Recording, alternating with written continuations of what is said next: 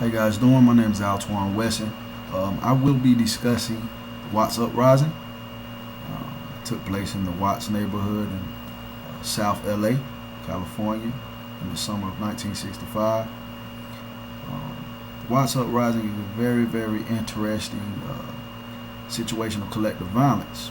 And the reason I say that is because prior to, rioting was widely thought of as an East Coast trend. But pretty much after the horrific violence that took place in Watts, rioting was pretty much a matter of national consideration, and it pretty much set the standard for the 300 or so riots that followed. Although the riot itself was triggered by an arrest of a black man, his brother, and their mom in an affray between them and highway patrol officers and police officers that were called in for backup, all of which was witnessed by a growing group of neighborhood onlookers, there were preceding factors that are very significant in the dynamics of this event. After World War II, more than 500,000 African Americans migrated west to escape racism and discrimination. While African Americans in LA could vote, use public facilities, and sit wherever and shop wherever they wished, there were restrictions and discrimination in housing. Some black districts included Watts and Compton, neighborhoods in South Central LA. When black people were only isolated to live in these areas, meant other forms of racial inequality as well as the housing. Poor schooling, education limitations. There was an increase of blacks, which meant there were lack of job opportunities. So there were unemployment issues, just unending poverty. And like in most inner cities, this is going to create a lot of tension. This is going to create a lot of hatred and mistrust for the police department. So here we are. By the black people. It's a hot day, and August 11th, they're going to want to do something about it. It's only a matter of time. Marquette Fry and his brother. The fuse is I guess they're heading home. That's what happened here. It's not far from there. Get pulled over in the case of the Watts patrolman uprising, under the suspicion that Mr. Fry is driving drunk. So he asked Mr. Fry to step out, take a number of sobriety tests. Mind you, again, it's hot outside. A lot of people, on the side looking. They anywhere from maybe 25 to 50 people. Watching the entire incident unfold. Mr. Fry himself, very animated character. People on the sideline, they're laughing, as he, is humoring the police officer. The police officer seemed to be a little bit amused himself, taking a number of these sobriety tests, man. Again, this is 1965, Watts, South Central LA. But everybody seems to be having a good time, man. It's all good. He knows he's caught. He knows he's in trouble. Most likely he's going to be going to jail. And that's pretty much what happened. The police officer told him, listen, you're under arrest, and I'm going to have to impound the car. I'm going to have to get the car towed. The brother or someone else seems to go and get the mom, because, it's the mom's car. They're a block away from the house, so if somebody, goes to get the mom. By the time, the mom gets, to the scene, the crowd has grown from 25 to 50 people to maybe 300 to 400 people at this point. And again, everything was good until then, until the mom got to the scene. Okay, so the mom, her name is Rena Price. She gets to the scene. And she's fussing at Marquette. She's fussing. Oh, you were drinking and driving. How could you? You had my car. Now you gotta imagine now,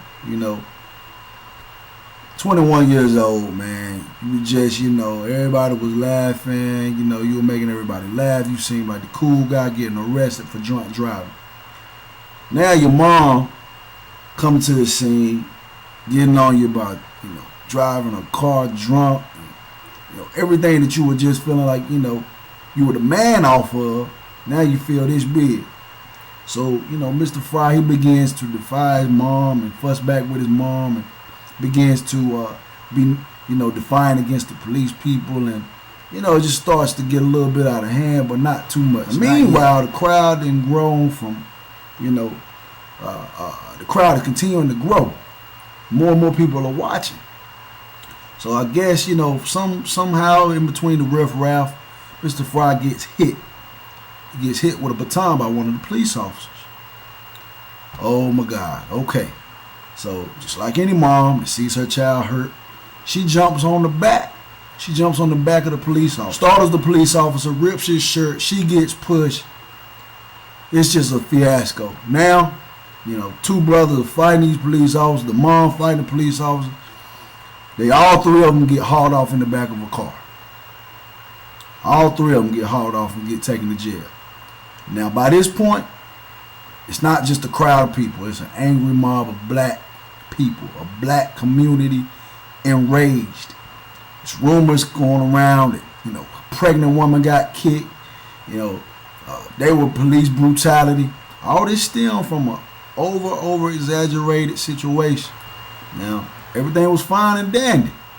It was a simple arrest at first. But obviously the police had to become a little bit forceful. And when the crowd growing and, you know, everybody can't actually see what's going on, everything starts flying, everything starts getting out of hand. And this is what started the rising of the Watts riots. This is what started. People already didn't trust the police. People already were dealing with grief from decades of, you know, dealing with the discrimination and being treated unfairly, and, you know, they already were tired of feeling the despair and the hopelessness of the oppression that they faced every day, the struggles that they face every day as a black person. They were tired of it, so they fought back. They fought back, shooting officers, shooting officials and firemen, sniping them, burning buildings and looting, you know, for the merchandise, and, you know, cars getting flipped over. It was a massive array of destruction that lasted for like 6 days.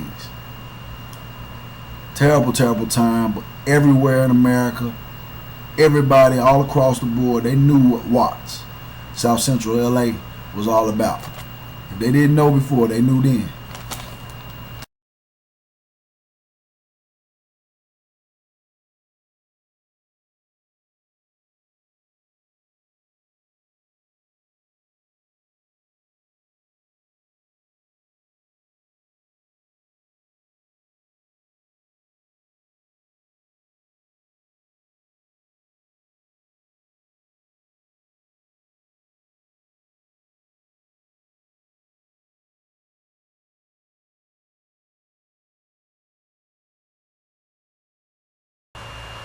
You know, as I take an account on the 34 deaths, you know, most of those which were, you know, black individuals, over 1,000 injured people, almost 3,500 arrests, and to top it all off, with $40 million worth of property damage by way of these Watts riots, the Watts uprising. It really poses a question like, what could have started this?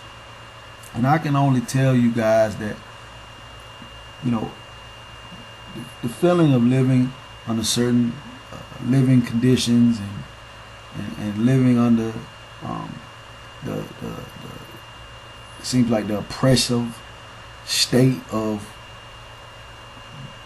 where my country was at that time, it's gonna enrage you. Everyone has a fuse, and to sit here and watch another feat of, you know, police brutality, which it wasn't. But to it didn't start off like that. But I mean, just to watch black people again treated that way, and you guys clearly outnumber the individuals that's doing the harm amongst, you know, the black people that we, you know, that you have the common oppression with. It's like, you know what? No more.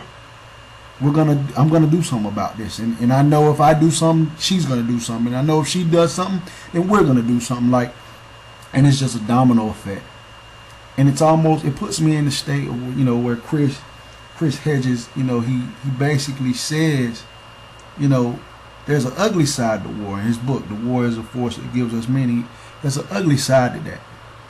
Because, you know, Marquette Fry, he in an interview, he cried when he realized what had happened. You know, he posted bail the next day.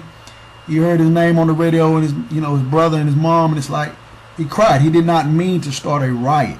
This is not what he intended to do. You know, it cost people's lives, innocent people injured. This was not something that he bargained for. And you know, and Martin Luther King, he tried to come and tried to appease the situation, but you know, it wasn't so much a race situation as it was a social climate and a social environment situation. Now, these people were tired of living these lives where they were inferior to whites.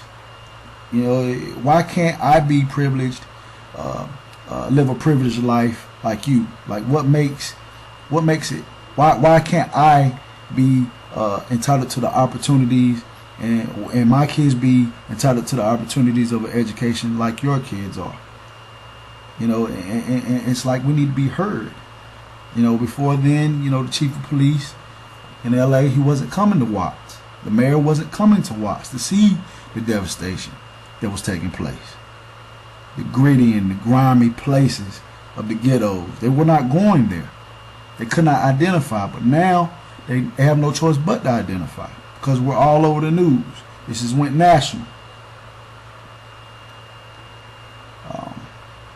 This was my analysis and my presentation of the Watts Uprising. I hope you all enjoyed it.